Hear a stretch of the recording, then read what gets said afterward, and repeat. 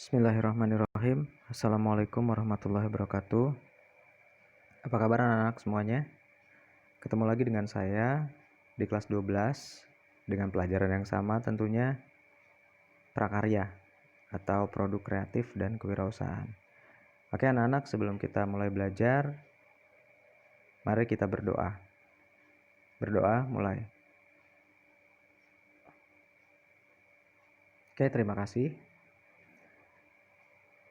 Sebelum kita mulai pembelajaran, sudah berapa lama ya kita nggak ketemu tatap muka secara langsung di kelas. Mari kita sama-sama berdoa semoga wabah COVID-19 ini segera berlalu dan kita bisa kembali berkumpul di sekolah kita tercinta. Oke, kita langsung ke materi aja. Nah, minggu lalu sudah saya kirim beberapa poin-poin mengenai materi apa saja yang akan kita bahas di kelas 12 mengenai produk kreatif dan kewirausahaan ya. Oke, langsung di bab pertama ini kita akan membahas mengenai produk massal. Nah, mungkin di antara kalian ada yang tahu apa sih produk massal? Katanya aja udah massal, berarti besar ya. Kenapa sih kita harus belajar dan apa sih tujuannya kita memahami mengenai produk massal? Nah, setelah pelajaran ini diharapkan kalian mampu memahami konsep produksi massal. Kedua, memahami perencanaan dan peramalan produksi massal. Menjelaskan pengukuran sukses produksi massal. Mengetahui babak pada produksi massal. Nah, itu tujuan pembelajarannya ya.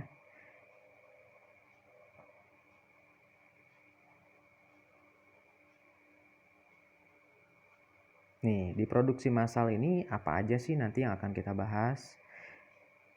Ada hakikat dan konsep produksi massal, perencanaan produksi massal, metode peramalan dalam perencanaan produksi, indikator keberhasilan tahapan produksi massal.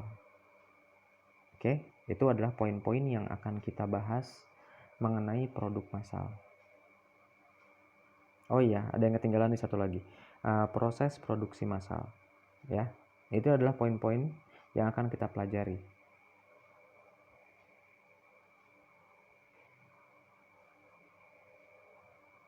Nah, poin pertama adalah mengenai hakikat dan konsep produksi massal.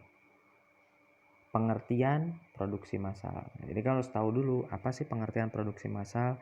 Sebelum ke produksi massal, kita harus tahu dulu apa sih pengertian produk sendiri. Produksi adalah kegiatan menambah nilai guna suatu benda atau menciptakan sesuatu benda baru jadi lebih bermanfaat dalam memenuhi kebutuhan. Ya. Nah, sedangkan pengertian dari produksi massal tersebut adalah kegiatan memproduksi barang tertentu yang sudah ditentukan standar spesifikasinya dalam jumlah besar melalui seri operasi yang sama dengan produk sebelumnya.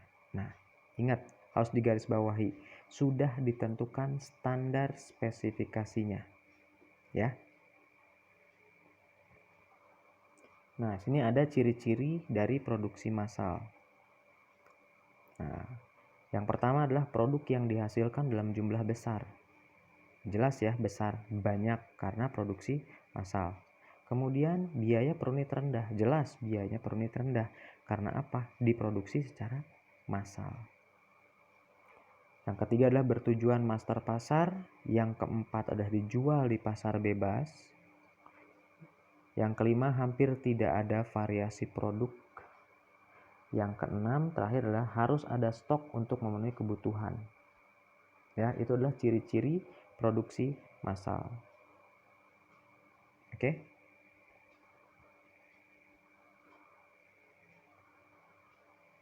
Selanjutnya, dalam memproduksi massal pasti memiliki yang namanya kelebihan dan kekurangan. Kita bahas dulu kelebihannya. Yang pertama, hemat biaya. Kenapa sih Pak bisa hemat biaya? Karena kita memproduksi secara massal. Otomatis yang seharusnya biaya itu untuk diproduksi untuk satu barang, ini bisa diproduksi untuk banyak barang. Yang kedua adalah efisiensi waktu. Nah, waktu pembuatannya pun tidak memakan waktu yang banyak, ya, karena diproduksinya banyak sekaligus. Kemudian tingkat keakuratan tinggi. Nah, tadi dari pengertian produksi massal itu sudah ada standarnya, jadi pasti tepat. Kemudian tingkat produksi cepat, hampir sama dengan efisiensi waktu, kelebihannya. Nah, adapun kekurangan dari produksi massal itu adalah kegiatan produksi sangat kaku, ya. Jadi karena yang ngerjainnya itu mesin, jadi ya pasti begitu, ya. Kemudian kurang beragamnya variasi produk, sama seperti kaku.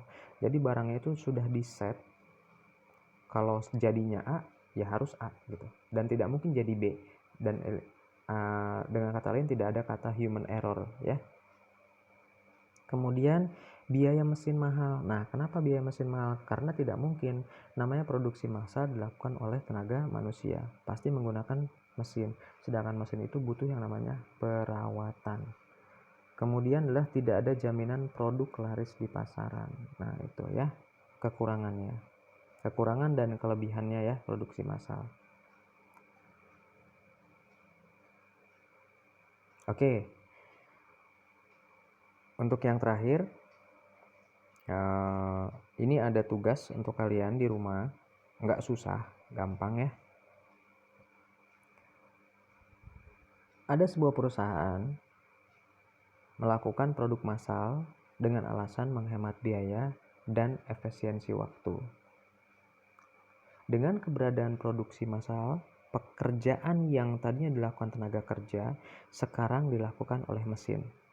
Nah, kalian pahami pertanyaannya.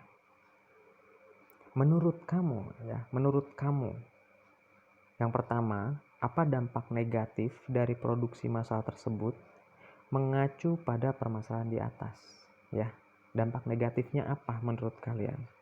Kemudian, kamu bisa berikan saya contoh 2 atau 3 perusahaan yang memproduksi produknya secara massal. Nah, tugasnya kamu tulis, kemudian kamu foto, atau mau diketik atau berbentuk file silahkan. Kemudian kamu kirim ke alamat email yang tertera di bawah. Harus diperhatikan catatan merahnya. Batas pengumpulan tugas ini adalah hari Selasa, tanggal 21 Juli 2020. Oke? Anak-anak, mungkin dari saya cukup. Apabila ada pertanyaan-pertanyaan yang masih mengganjal atau kurang dimengerti, silahkan kamu bisa langsung WA ke saya. Nomornya mungkin kalian sudah tahu nomor saya. Nah, nanti akan saya berikan penjelasan sejelas-jelasnya. Oke anak-anak, tetap semangat. Kurang lebihnya saya mohon maaf. Assalamualaikum warahmatullahi wabarakatuh.